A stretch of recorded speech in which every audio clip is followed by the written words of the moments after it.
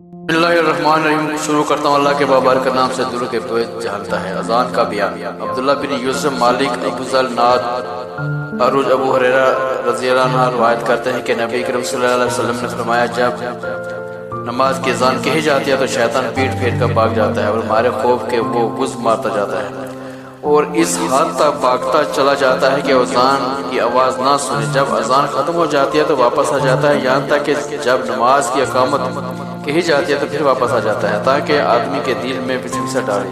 کہتا ہے کہ فلاں بات کر، فلاں بات یاد کر، وہ تمام باتیں جو یاد اس کو نہ تھی یاد دلاتا ہے، یہاں تک کہ آدمی بھول جاتا ہے کہ اس نے کس قدر نماز پڑھی ہے۔